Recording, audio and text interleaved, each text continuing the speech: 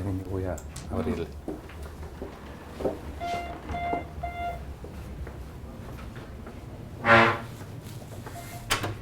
¿Qué pasó, Jackson? ¿Cómo estás? Nos conocimos, yo creo que, bueno, nos conocimos antes en un evento, hace rato. Sí. Antes de la pandemia. Hello, ¿cómo estás? Gusto verte, bienvenido. Hola, ¿Qué tal? ¿cómo estás? Mucho gusto. Un placer. Mucho gusto conocerte de nuevo, en personas. Yo la he visto mucho en tele. Y yo a ti te he visto un montón. Vamos para adentro, ¿no? Vamos para adentro. Sigue, por favor. Ay, gracias. ¿Dónde usted? Donde ustedes digan. Yo aquí soy Wow. carne de cañón. Toma asiento, por favor. Gracias. Yo no soy abogado en nada. Yo no soy sociólogo, no soy periodista, ni comunicador social. Nada, yo soy ingeniero convertido a maestrito así como de matemáticas y que de alguna u otra manera sí me ha interesado bastante echar cuentos de algo ¿Cómo no? que todos los panameños deberían saber. Venga. Yo estaba muy cercano al tema de las cárceles, ¿no? Y a las cárceles de jóvenes. Y a mí me llamó mucho la atención cómo la vida de los muchachos que atendemos, desde que son muy chiquititos, se ve cómo se les vulneran muchos derechos, ¿no? La falta de agua potable, la falta de alimentación, la falta de trabajo digno para los padres, y todos estos temas que al final alimentan los actos delictivos que al final cometen. Que al final no es que los defendamos, pero podemos como conectar los puntos. Yo estoy, bueno, aunque no estoy, realmente estoy como con curiosidad de preguntar cosas alrededor de la cleptocracia. Claro. Y yo te voy a gente crack para preguntarle estas cosas. Cuando hice eso ya me comienzo a sentir más viejo. No, ¿por qué? Es cómo hacer entender a la población los peligros de la cleptocracia, como una persona como yo que está fuera de eso, tratando de entender a través de personas expertas esa información para nosotros como sociedad, no solamente panameña, sino regional, y ver estos elementos que nos ayudan a prevenir la cleptocracia. Y que si una persona como yo está entendiendo, todas las personas, desde los de a pie, los tomadores de decisiones, los que están en oficinas con aire acondicionado, los que manejan taxis, líderes de empresa, a líderes sindicales, a funcionarios públicos, la sociedad civil, también pueden entender eso y la profundidad de eso. Puedo preguntarle como de definición de base, ¿qué es cleptocracia y cómo eso se diferencia de corrupción? La cleptocracia es una forma de corrupción. En Transparencia Internacional, nuestra definición de trabajo de la corrupción es el abuso del poder delegado para que los recursos que deben ser de todos y beneficien a todos, solo beneficien a unos cuantos. Esa es la definición, entendiendo la corrupción como un factor que no permite el desarrollo de los países, ni lograr el bien común, ni el desarrollo de las personas, ni el bienestar de las personas. ¿Qué es poder delegado? El poder político, que se obtiene por las elecciones. Los funcionarios públicos tienen un deber más alto todavía que el sector privado de rendir cuentas. Todos tenemos que rendir cuentas, pero el sector público está manejando recursos que son de todos. Los dueños de los recursos somos todos los ciudadanos, no el gobierno. Las cleptocracias en el mundo actual son parte de un fenómeno que nosotros llamamos gran corrupción, que no tiene que ver con el funcionario que le pide una coima a un ciudadano para darle un lugar en el hospital o que acceda a una vacuna, por ejemplo, o un lugar en una escuela. Esa es la pequeña corrupción, la del funcionario que está más cerca de la ciudadanía y la ciudadanía que busca acceder a un beneficio que le corresponde. Y la tercera la llamamos corrupción política, como estructuras clientelares van capturando, por así decirle, la libertad del voto a través de todos los esquemas de clientelismo que conocemos, pero también a través de influenciar el sistema político en sí, penetrar las autoridades que deben ser las que garanticen la imparcialidad, por ejemplo, Y esos tres tipos de corrupción, cuando vemos qué es la cleptocracia, estamos hablando entonces de un sistema donde se han perdido los controles, donde el Estado está respondiendo la mayor parte del tiempo a los intereses de unos pocos y no a los intereses de muchos, y donde tú tratas de hacer valer un derecho frente a la autoridad, te das cuenta que no lo puedes hacer valer porque la autoridad está capturada o cooptada a esos intereses. Según la Real Academia Española, cleptocracia es sistema de gobierno en el que prima el interés por el enriquecimiento propio a costa de los bienes públicos.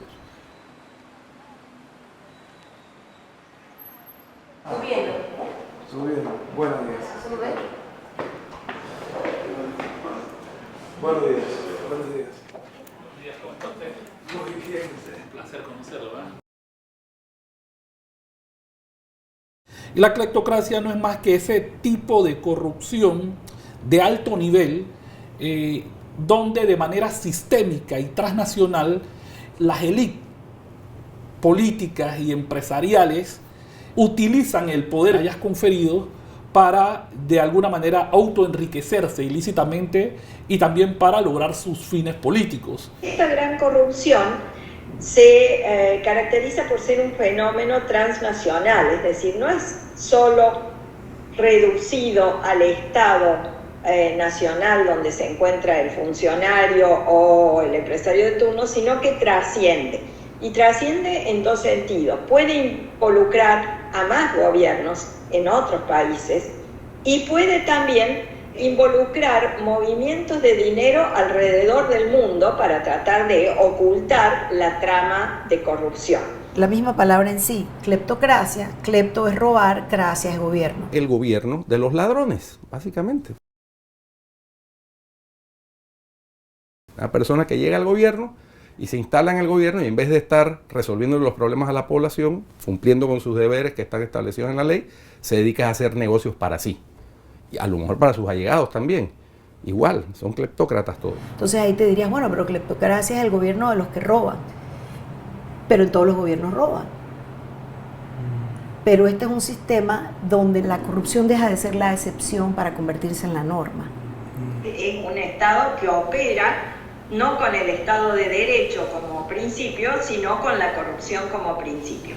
Donde entonces las fuerzas económicas que rodean al poder están tan beneficiadas por ese poder que se convierten entonces en una especie de sistema interdependiente. La cleptocracia no es solamente un problema de los políticos. También tenemos empresarios o ejecutivos cleptócratas.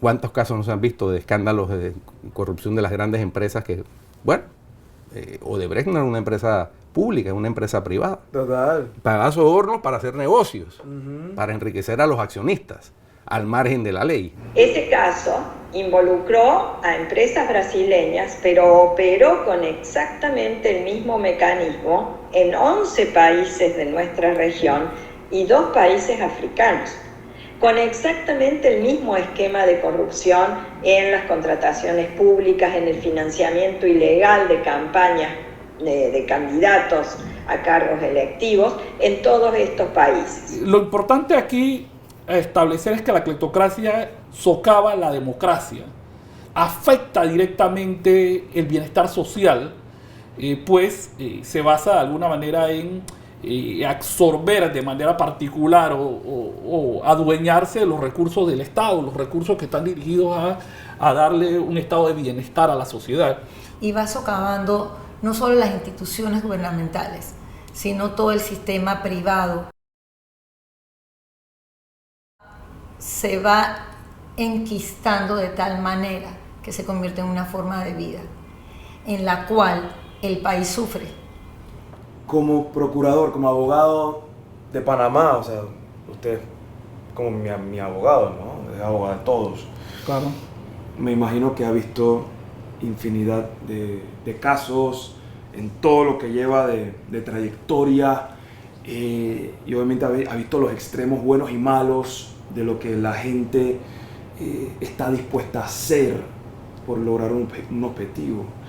y quisiera preguntarle, o sea, ¿a qué están dispuestos las personas y organizaciones cleptócratas aquí en Panamá según su experiencia? Casi que por característica los cleptócratas están dispuestos a todo. Están dispuestos a adueñarse de los diferentes poderes del Estado, manipularlos para su fin y lograr así controlar la sociedad. No es más que un corrupto en esteroides. Hay una amenaza latente que hay con el crimen organizado también, que está tomándose el control de diferentes ámbitos o espacios que debería controlar el Estado. O sea, cuando hablamos de cleptocracia, estás hablando de una relación muy cercana con el crimen organizado. En otros países, eso casi que hizo colapsar los estados. Has capturado el sistema a tu favor y estás dispuesto a hacer lo que sea para mantenerte en el poder. Por ejemplo, en Colombia la lucha contra los carteles de la droga en la década del 80 y 90 fue muy dura. Porque la única forma de que después no vayas preso es manteniéndote en el poder, generando más riqueza y generando más poder para poder perpetuarte. Y planteó un reto terrible para los estados. Tuvieron que poner jueces sin rostro, porque a los jueces los mataban. Entonces, quien está en esa posición está dispuesto a hacer absolutamente todo. Eso ya denota que es un estado que está casi a punto de ser fallido. El crimen organizado tiene la capacidad todo el tiempo de transformarse, de adaptarse, de sobrevivir, todo el tiempo. Cuando las autoridades logran entender una estrategia o una tipología criminal del crimen organizado, el crimen organizado rápidamente empieza a migrar hacia otra. Y cuando las autoridades competentes entienden esta otra nueva estrategia, en la cual generalmente no tienen una ley para poder contrarrestarla y tienen que venir para atrás, hablar con una asamblea, crear una ley, otra vez volver a contrarrestar el crimen organizado, pueden pasar 10 años. Y hay el factor humano, pues por supuesto, la corrupción ha existido siempre, ¿no? Dicen que Vasco Núñez de Balboa tenía emplanillado a su perro, Leoncico, ¿no? Entonces, la corrupción ha existido siempre, en todo el mundo, es el factor humano. ¿Por qué robamos? Bueno, entiendo, José Alejandro, que tú trabajas con muchachos que son delincuentes, ¿sí? Y entiendo también que has estado investigando un poco sobre sus historias, ¿sí? Es en esos contextos en donde se descubre por qué robamos. Por un lado, ciertamente son los niveles bajos, socioeconómicos, precarios, los que pueden llevar a ese tipo de conducta, pero no necesariamente. Muchos de los corruptos vienen de niveles altísimos de educación y hasta económico, y son unos flagrantes ladrones de gran nivel. Hacen sus conexiones y sus vínculos internacionales y se maneja una cantidad de plata que jamás soñaría un muchacho de los que tú ves, pero ambos tienen un problema y responden ambos al mismo tema emocional, y es como yo sobrevivo a un ambiente, un contexto social en el que crecí, pero que me lesionó, del que no forjé parte, y aprendí que cada quien va por su cuenta. Así que es un pulseo. Yo robo el pan o el carro o el cuara, yo robo millones y me robo el puesto de diputado o la presidencia, pero al final es resolver una estima lesionada, una emoción de desbalance total, y nunca acaba. Vas a ver que vivieron ambientes de crianza nefastos, terribles. Las motivaciones de la cleptocracia.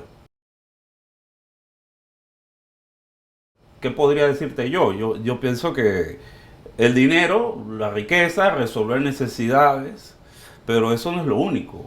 También hay un afán de poder, de figuración, de lo hago porque puedo. Lo hacen porque pueden.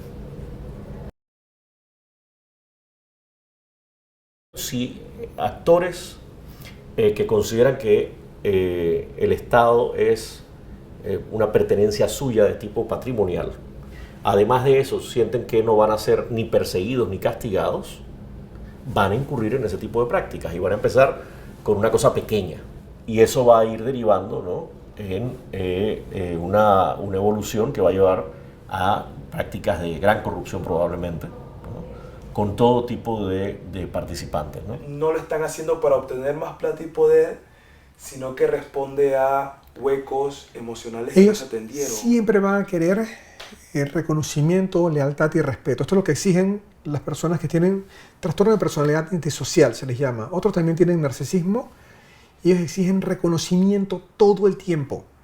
Ellos tienen que estar siempre en una situación visible para que veas todo lo que yo tengo, todo lo que yo soy, todo lo que yo soy capaz de hacer. Así que la lesión del niño, el trauma del niño es lo que vino primero. Luego me convierto en un político insensible y corrupto y que roba. Le quito la oportunidad al resto del pueblo y entonces aparece la desigualdad. Te encuentras que los problemas de desigualdad en Panamá son patéticos. Por ejemplo, Panamá está entre los 10 países más desiguales del mundo. Y es el segundo más desigual de América Latina, a nivel de estratos sociales. A nivel regional, más del 80% de la riqueza de Panamá, de todo lo que el país produce, el Producto Interno Bruto, más del 80% se produce en un territorio pequeño, que es la ciudad de Panamá, Chorrera y Colón. Lo que se llama la zona del tránsito del canal. Correcto. El resto del país solo produce como el 13%. Entonces, todo el mundo se viene para la ciudad. La ciudad no tiene empleo para todo el mundo. Entonces, hay un perímetro de pobreza alrededor de Colón, Chorrera y Panamá que está ahí viendo a ver qué hace, cómo se resuelve. Acuérdense que la propuesta de la vida otra vez es cooperar. ¿Sí? Todos aportamos. Ya estamos viendo el corrupto que no coopera, que nada más vela por sus intereses personales. Él no está en capacidad de coordinarse con los otros. Tampoco está en capacidad de coordinarse con los otros el que se ve como incapaz. A él le desaparecieron en su crianza su dignidad. Toda esa desigualdad, ¿qué es lo que provoca? Que haya demasiadas necesidades no resueltas. El Estado no está presente. Y que su única contribución es darle el voto a alguien y tú me das mi comida y punto. Él se creyó ese cuento. Y si llega un diputado repartiendo cosas, obviamente eso se llama clientelismo. No hay clientelismo si no hay clientes. Tenemos que entonces resarcirle su dignidad. No, tú eres capaz de participar conmigo y que juntos tenemos una vida mejor juntos. Yo aporto algo, tú aportas también algo. Pero tienes que aportar y tienes que saber que tu aporte para mí es valioso. ¿Qué es lo que tenemos que hacer? Darle un poquito de más dignidad a la gente. Eso no va a eliminar la corrupción, pero va a disminuir mucho. Porque donde hay gente con dignidad, porque tiene un trabajo, porque tiene un negocito, porque tiene un proyecto, estuviera mejor atendida por el sistema económico, no es cargada, no es donativo, no es regalo, sino que el sistema económico le permitiera subsistir con dignidad. El diputado llega a regalar cosas y simplemente le va a decir, mire, no lo necesito. Usted lo que tiene que dedicarse es a hacer buenas leyes. Ahora, la pregunta del millón. ¿Y por qué si hay gente rica, que ya es rica, llega a los cargos, no tienen necesidades y roban? Bueno, ese es otro problema, eso es una realidad. O sea, si entendemos cómo funcionan sus mentes, dejamos de apoyarlos. Si yo descifro con quién estoy lidiando y qué tipo de persona está pretendiendo mi voto, no lo voy a apoyar.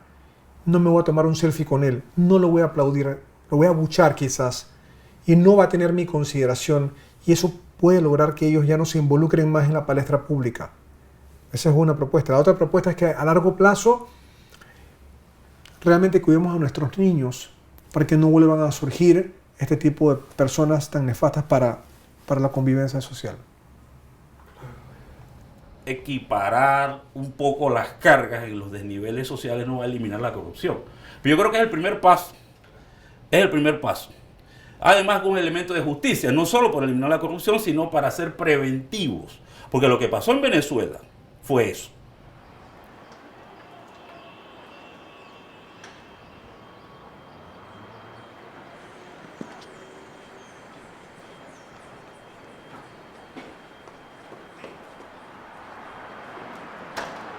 De verdad que estoy bien en shock. No sabe de hace cuántos años, literal años, quería conocerla. En verdad. Sí, es como mi rockstar, pues, como una heroína. ¿Cómo estás? Hijo de mí, realmente nos alegra cuando hay jóvenes en esta lucha Y bueno, ya sabemos que tenemos que seguir el relevo, no solamente el relevo, sino la integración generacional, yo creo que es fundamental. Total, porque ese relevo de dejarnos todo... No, eso no es ético y no es bueno, no es correcto. Está cool esa, perfecto. Su gestión, cómo cambió toda la... O sea, todo el sistema de los jóvenes en conflicto con la ley cambió gracias a ustedes. Se la voy a devolver en una pieza, lo juro. Sí, fíjate, bueno, realmente este es un tema que a mí me apasiona. Es un tema que a veces pensamos que entendemos, pero al final siempre acaba siendo muy técnico y como alejado del ciudadano común, así que creo que es buenísimo que estén tratando de acercarlo. Yo tengo 22 años, voy a trabajar acá. 22. Ajá, empecé en la Comisión de Justicia y Paz, que ahora estoy en la Pastoral Social Caritas. Antes de empezar, quiero tomar una selfie con usted. ¿Puedo? 1, 2. Esta no es de mi área en lo absoluto. Pero a mí me llegan los números, porque yo puedo de alguna manera como ver los números y la profundidad. Y ayer estábamos grabando casualmente que con toda la plata de los sobornos, de la corrupción que se roban, o sea, cumplen 7 veces los objetivos de desarrollo sostenible. Exacto. O sea, eliminan pobreza, hambre. Ya hemos hablado que la cleptocracia es cuando la corrupción ya se vuelve sistémica, ¿no? Ya es parte del sistema, ya son parte de las leyes. ¿Cómo siente que la corrupción o la cleptocracia en general, usted como socióloga que desde niña está viendo los movimientos sindicales, los movimientos sociales, estudiantiles, que va a las comunidades, que creció en una comunidad, que aún trabaja con comunidades, ¿cómo siente que eso nos está afectando y a qué nivel nos está afectando? Creo que la corrupción es parte de un sistema integral.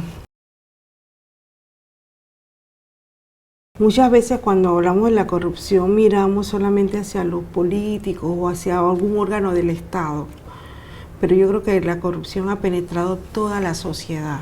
Entonces yo creo que eso tiene un impacto, claro que sí, tiene un impacto en la calidad del servicio de salud. ¿Cuántas veces vemos en los noticieros filas de personas en el servicio público de salud formando filas o que se mueren por la falta de un medicamento porque no tenían el recurso para comprarlo?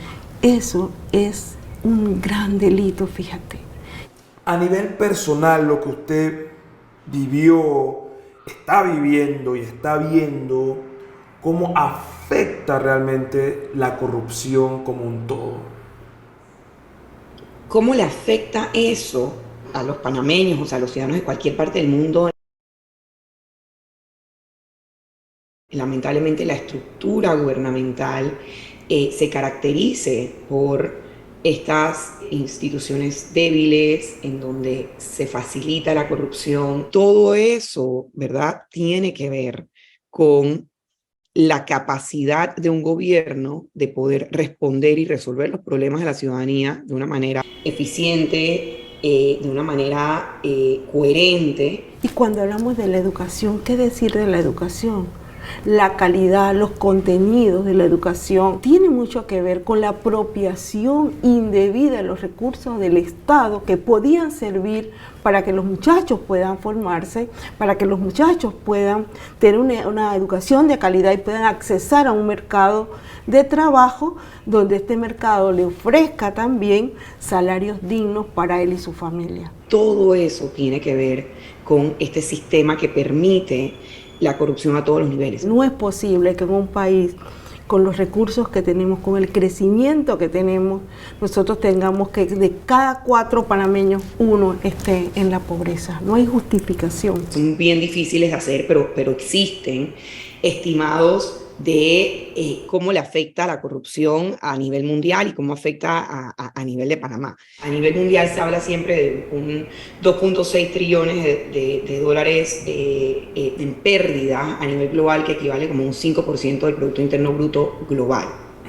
Eso es muchísimo. Sí, o sea, eso es bastante. 1.674.6 millones producto de la corrupción. Ajá, producto de peculado, de la malversación de fondos, de las distintas formas que incluso hay un subregistro. A nivel de Panamá, también se han hecho estudios que son muy interesantes y justamente hasta basados en estimaciones de la Contraloría, que se puede aproximar como unos 350 millones de dólares perdidos en el momento en que esto se calculó, por ejemplo, en el 2020. 350 millones de dólares perdidos. El total de incumplimiento tributario del sector corporativo, un sector de la empresa privada, fue de 5.509 millones. Ajá.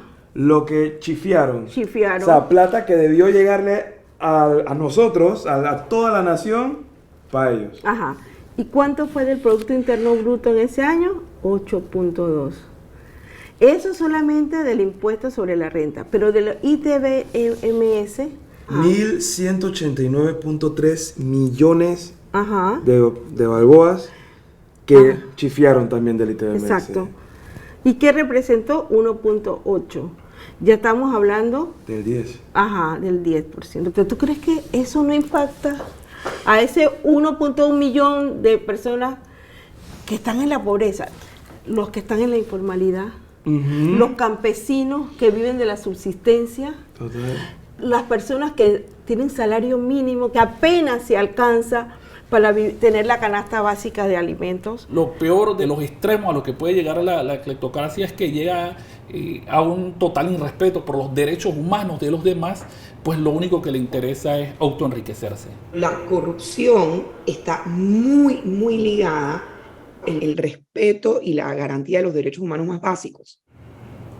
Cuando habla de atentar contra los derechos humanos, habla como tipo de amenazas, acosarlos.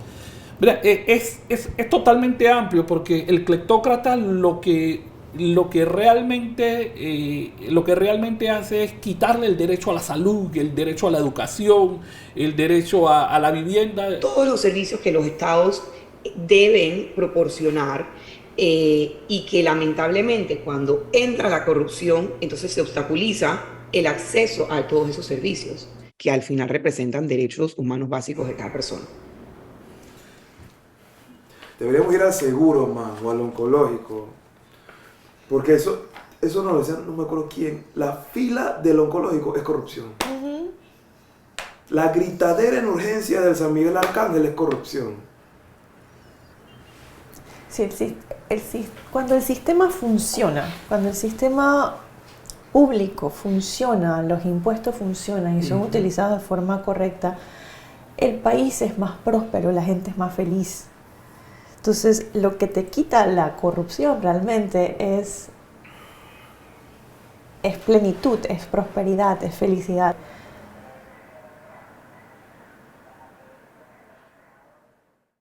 Hay una relación entre mucha corrupción y un sistema de salud pública que no funciona, o un sistema de servicios públicos en general que no funciona. Entonces ahí entran otros temas, entra el acceso a agua potable, que tiene que ver mucho con el modelo o el paradigma que se han planteado y que se han sembrado en la cabeza de nuestros pueblos. Y tenemos dos paradigmas fundamentales. Un modelo donde todo es el dinero, lo que importa, es un medio y un fin el dinero.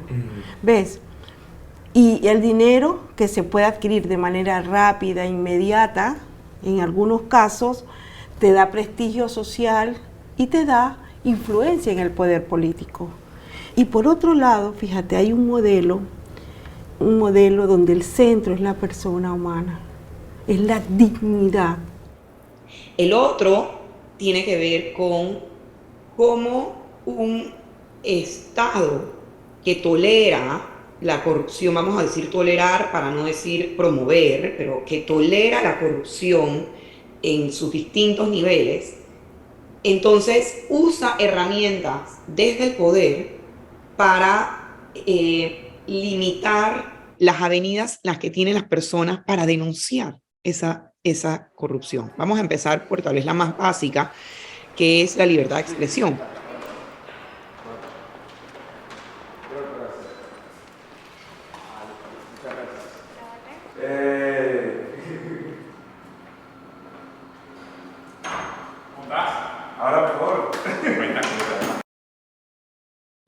me acuerdo que desde chiquito se venía hablando todo esto.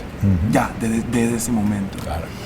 Y usted es periodista, o sea, usted ha visto de primera plano todos los días cómo ha evolucionado el tema de la corrupción aquí en Panamá. ¿Qué sentimientos tiene con respecto a el periodismo sacando a la luz estos temas de corrupción y cómo eso ha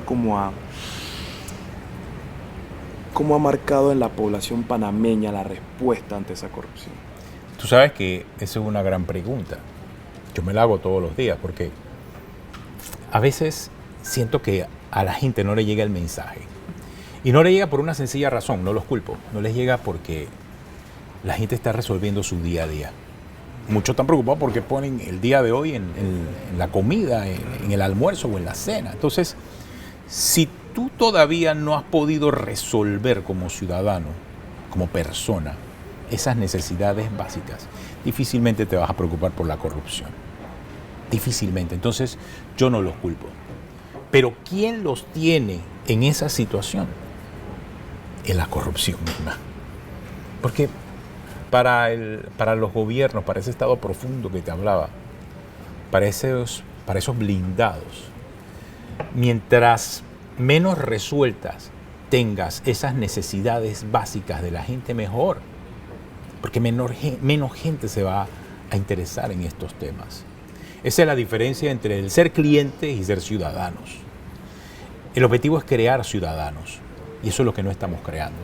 Estamos creando clientes. Hay algunos poderes fuera del Estado que son blancos de estos cleptócratas, sobre todo los medios de comunicación. Es decir, el cleptócrata busca de alguna manera limitar la libertad de expresión para evitar ser denunciado públicamente respecto a sus hechos. Los medios de comunicación tienen que jugar su papel de control social en una democracia. Tienen que ser críticos. Entonces, cuando hay medios de comunicación que son cooptados por las fuerzas políticas, pierden la esencia y se convierten en aplaudidores de sus fuerzas políticas y críticos únicamente de las fuerzas políticas adversas. Perdieron el rol.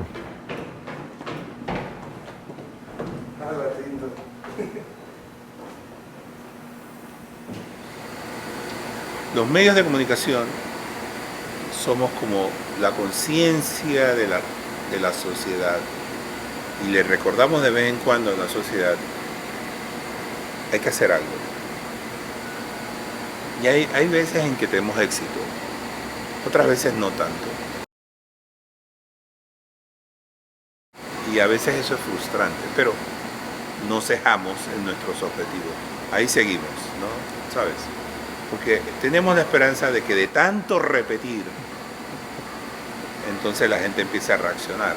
El problema de tanto repetir las cosas es que también se vuelve parte del panorama.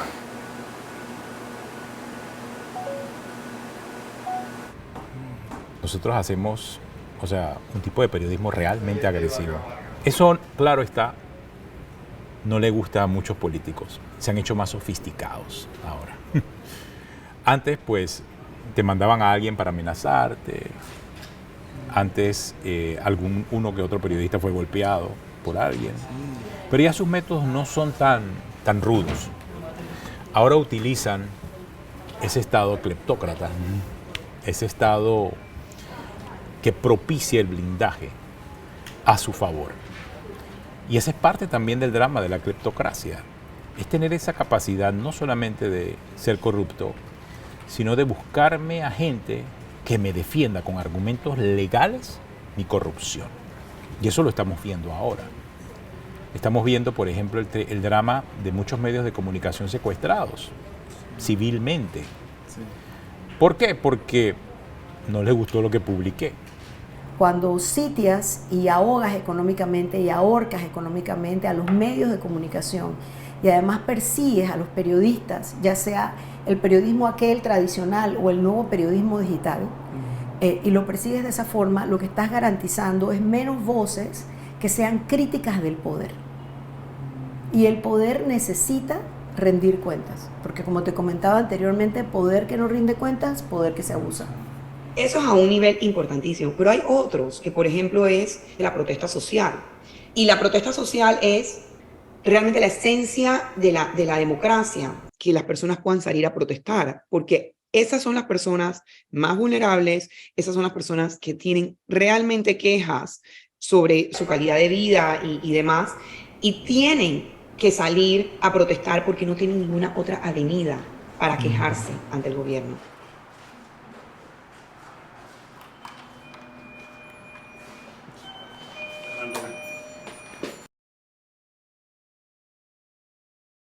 Todos tenemos que ser activistas. Ser activista no es una alternativa. Ser activista es la única opción. Porque si no somos todos activistas, el dinero de nuestras necesidades básicas va a terminar en el bolsillo de pocas personas. Tenemos que participar desde denunciar, alzar la voz, y mientras más personas lo hagamos, más fuertes estaremos en nuestros reclamos de justicia social. Cuando entonces tú coartas la protesta social, también le estás quitando esa avenida que es tal vez la última y la única que tienen algunas personas para quejarse y para hacer pública una denuncia que pueden tener sobre la corrupción. Esos son dos puntos importantes. Hay otro que es la protección de los denunciantes, porque también entonces pasa que la persona que denuncia tiene represalias. La corrupción es en esencia un fenómeno, digamos, absolutamente opaco. Entonces es muy difícil de investigar, es difícil de detectar, más allá de todos los monitoreos que se hacen. Por eso la importancia de las denuncias y por eso también la importancia de trabajar para proteger a los denunciantes. ¿Quién se atreve a denunciar? Te juegas tu salario, te estás jugando tu vida. Garantizar que el canal de denuncia es seguro, que no va a haber persecución por haber denunciado particularmente a un gobierno, a un funcionario o a algún sector poderoso de la economía nacional o internacional. ¿Qué pasa? Si aparecen voces de denuncia, la siguiente táctica es silenciarlos. Pero cuando las voces aumentan en número, ya los cleptócratas no tienen la capacidad de perseguirnos a todos. Ahí quedan desenmascarados. ¿Me puede? ¿No puede? Hablar un poquito más de las estrategias y las tácticas que utilizan los cleptócratas. Mira, los cleptócratas necesitan poner a funcionar distintos tipos de escenarios. Uno, necesitan tener acceso al poder. Tienen que llegar al poder, primero. Dos, tienen que resquebrajar las instituciones. Ahí vienen instituciones encargadas de la fiscalización y vigilancia de la cosa pública. Tienen que ir creando todo un mecanismo de insensibilización de la sociedad. Poco me importa que la sociedad se vaya convirtiendo en una sociedad tolerante, muy tolerante, que ya no lo asusta cuando dicen fulano se llevó tanto, fulano se llevó lo otro. Entonces empiezan a poner en marcha cada una de las estrategias puntuales para lo que están buscando. La primera carta de uso de la cleptocracia es el soborno. Es decir, recibe sobornos por parte de empresas, por parte de corporaciones, para adjudicarle proyectos y demás proyectos que efectivamente primero encarecen para poder recibir este soborno, pero proyectos que también por toda la práctica corrupta que se da no supervisan y hacen que la prestación de esos servicios sean de baja calidad. La de coerción es que los cleptócratas llegan a un momento en que lo que no pueden hacer a las buenas, lo hacen a las malas. Si no te puedo comprar, te callo a la fuerza. Y eso se lo hacen a medios de comunicación, a particulares, a organismos cívicos. ¿Sabes? Al final termina la justicia siendo una herramienta a favor de los cleptócratas. La corrupción es una cosa viva. Si tú me estorbas, yo te echo. Cada vez que sacan a un buen funcionario del gobierno, es que la corrupción se está protegiendo. El blanqueo de capitales, el lavado de dinero, acumulan gran cantidad de riquezas y buscan la opacidad de estas, es decir, tratan de utilizar una serie de estratagemas para que este dinero salga del radio, de la visión pública y posteriormente regrese simulando ser dinero obtenido de manera lícita para así no ver dañado su prestigio de personas de bien. Llevamos a la cuarta estrategia, que es la narrativa, la parte de comunicación. Ustedes han visto todas estas cosas, las grandes obras que siempre están anunciando que se hacen, qué bueno soy, y empiezan campañas sistemáticas.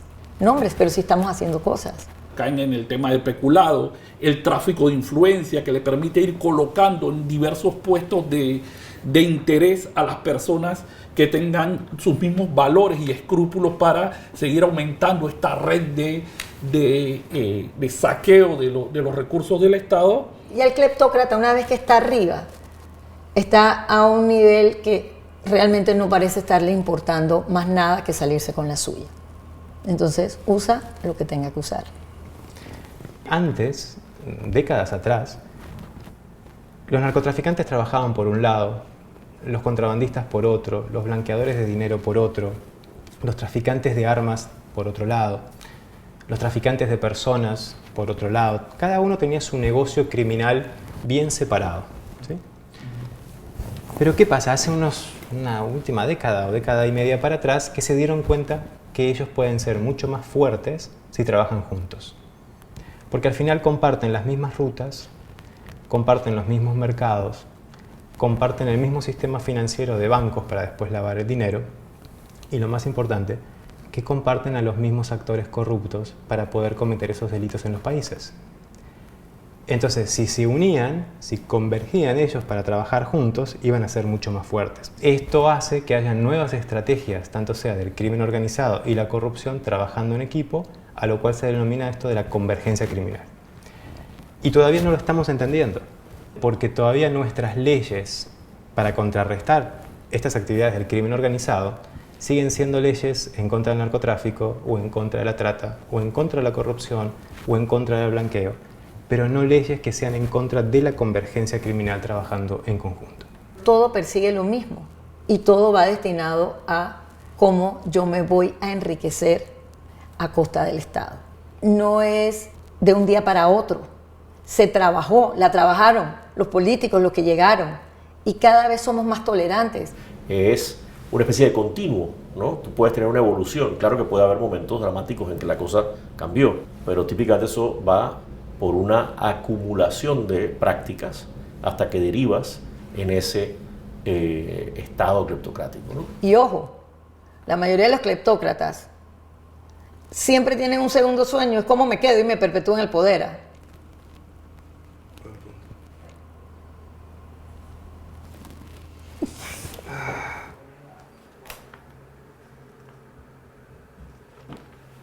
Lea. Mira la última parte. A todos los médicos y personal de enfermería en hemodiálisis, nefrología, urgencias y la unidad de cuidados intensivos les extendemos nuestro agradecimiento por su vida, cariño y paciencia todos estos años. Tuvo una partida de este mundo muy digna. Mi papá, la verdad que fue instrumento para mí, para enseñarme un lado de la salud pública que yo no conocía. Y el sistema necesita que lo recuperemos. O sea, está capturado por el nepotismo, está capturado por la corrupción, por la falta de institucionalidad, sobre todo la falta de institucionalidad. 63 años. Sí. Se fue pollo, se fue... Estaba súper jovencito. Estaba demasiado joven. Sí.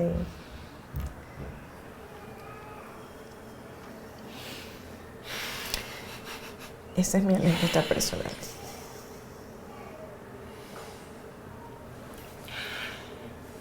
Tú te pones a pensar, ¿qué puedo hacer para contribuir de alguna forma a combatir esto? Entonces, en organizaciones de la sociedad civil y organismos sin fines de lucro, se hace una labor que realmente sonará cliché, pero es un granito de arena, pero en la dirección correcta, y por minúsculo que parezca el esfuerzo, es importante hacerlo.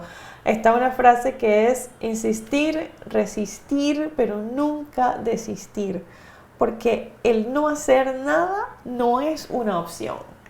No importa qué tan tétrico sea el escenario de la lucha contra la corrupción, qué tan difícil parezca luchar contra ella, no por eso podemos dejar de hacerlo, no podemos dejar de pelear contra la corrupción. O sea, hay que seguir haciéndolo, porque si aún estando presentes, si aún haciendo algo al respecto, tomando acciones, pidiendo y exigiendo rendición de cuentas, si aún al hacer eso vemos la cantidad de casos de corrupción y escándalos que surgen todo el tiempo, imagínate si decidiéramos cansarnos y no hacer nada. Es decir, que más la corrupción te quita tiempo de vida con las personas que uno ama. De la única forma en que podemos hacer ver el problema es uniendo fuerzas.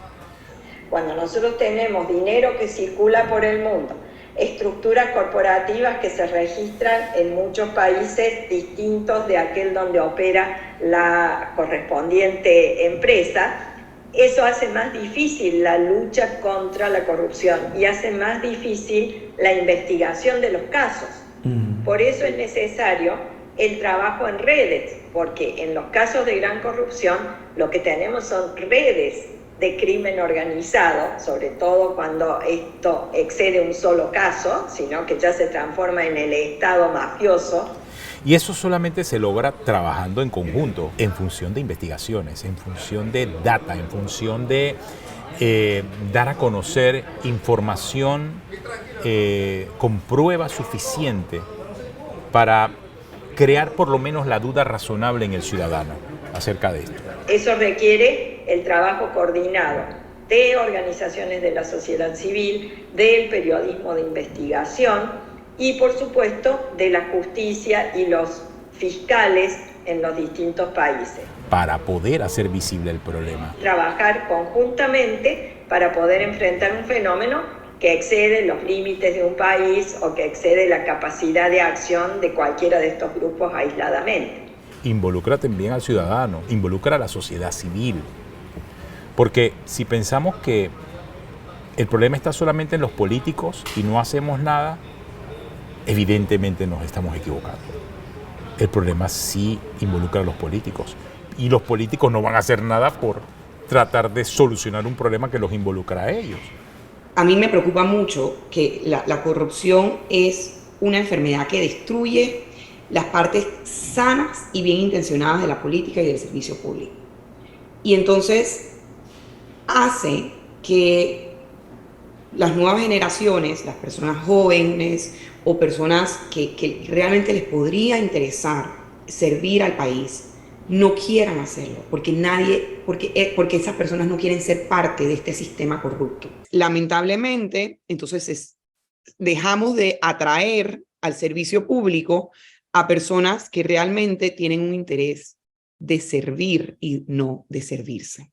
Y yo creo que eso es un reto enorme para nuestro país.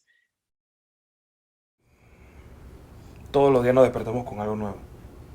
Todos los días, así sea en la tele, o en los periódicos, o en las redes, siempre sale algo nuevo.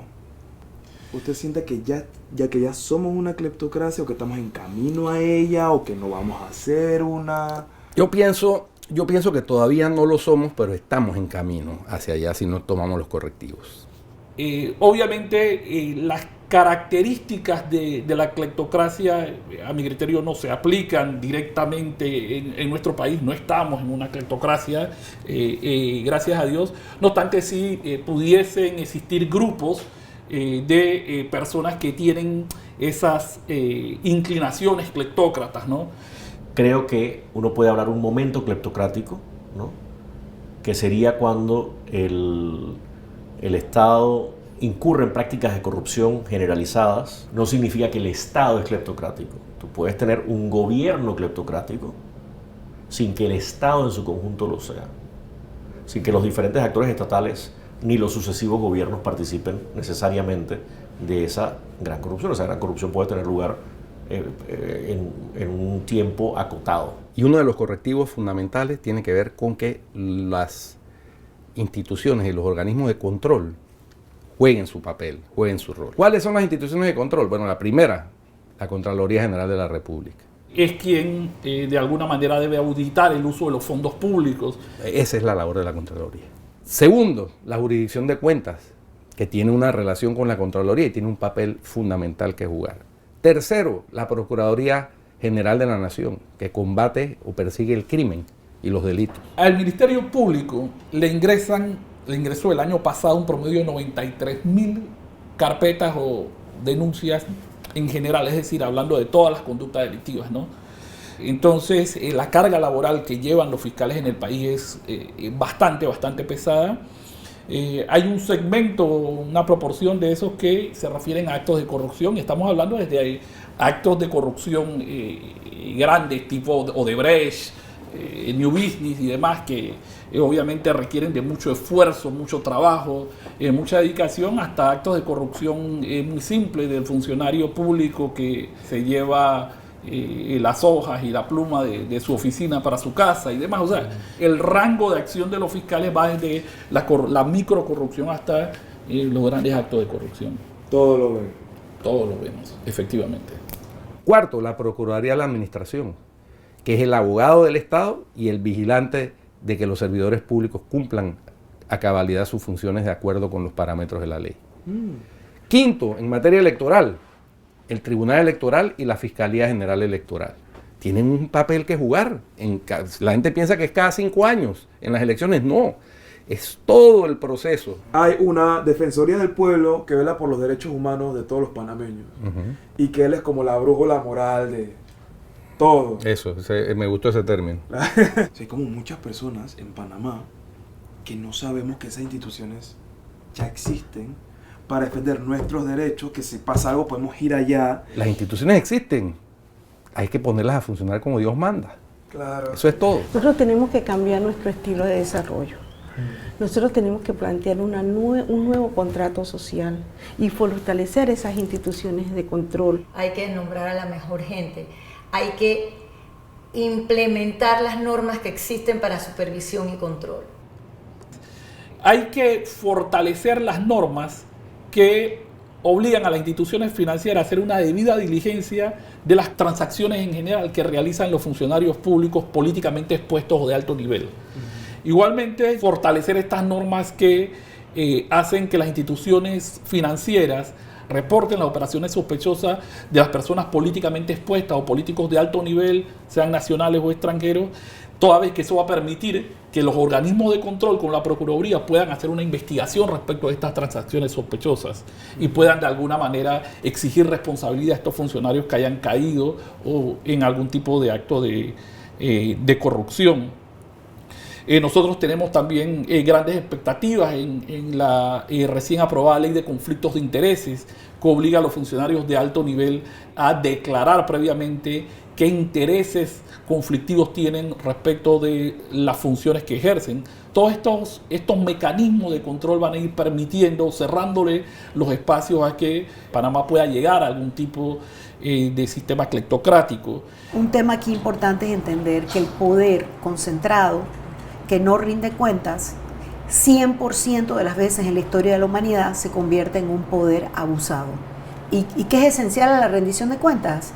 Las instituciones que hacen que unas rindan cuentas a otras, que la sociedad, el sector que es no gubernamental, es decir, toda la ciudadanía con todas las partes que la conforman, exija la rendición de cuentas y realmente que haya la libertad de expresión y libertad de prensa para poder exigirla cuando cualquiera de las otras dos falla. Si tú metes la mano, te tiene que caer el peso de la ley y tienes que rendir cuentas ante la sociedad. Porque esos dineros no son tuyos, son de todos los ciudadanos. Y no son para enriquecerte, son para resolver los problemas de la sociedad. Para eso son esos dineros.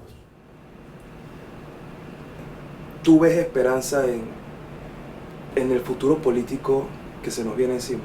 No solamente para Panamá, sino como para América Latina, ¿no? ¿Ves esperanza con todo lo que aún está pasando, que hay autoridades que se están forjando, que hay casos de corrupción grandísimos? ¿Tú igual ves esperanza en ese futuro?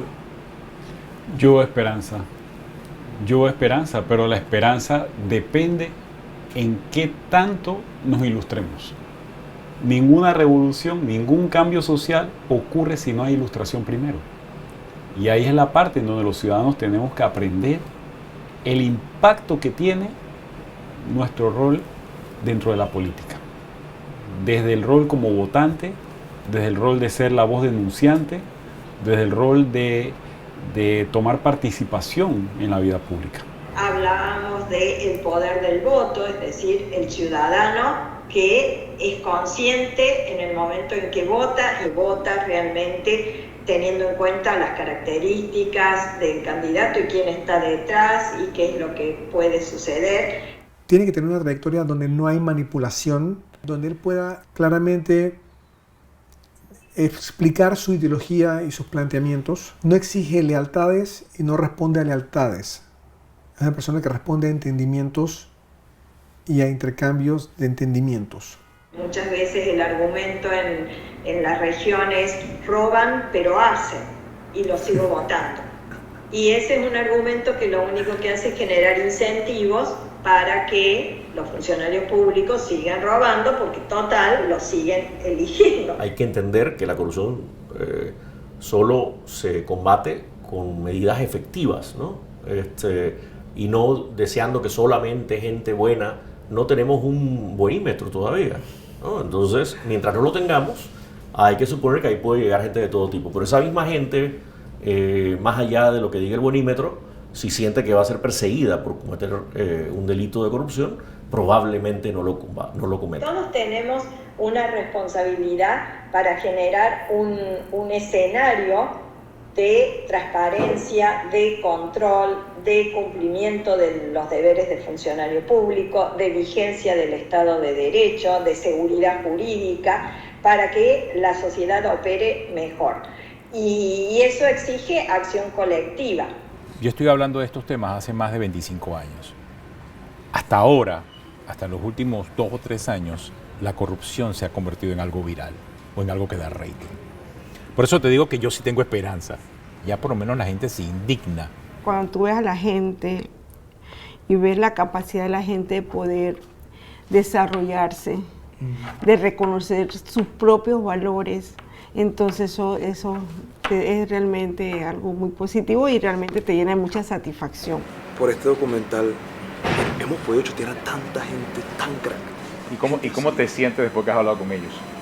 Chuzo, quiero ir a la calle. Quiero protestar, quiero participar de la vida pública, quiero involucrarme en la vida pública. O sea, ya entiendo por qué todos los temas de política son tendencia todos los días y por qué tiene que ser tendencia todos los días. Y ahora como que... Por primera vez en los últimos 30 años, la cleptocracia es un tema. Y creo que nos debemos ir acostumbrando a esa palabra, porque es mucho más que corrupción, es la corrupción institucionalizada.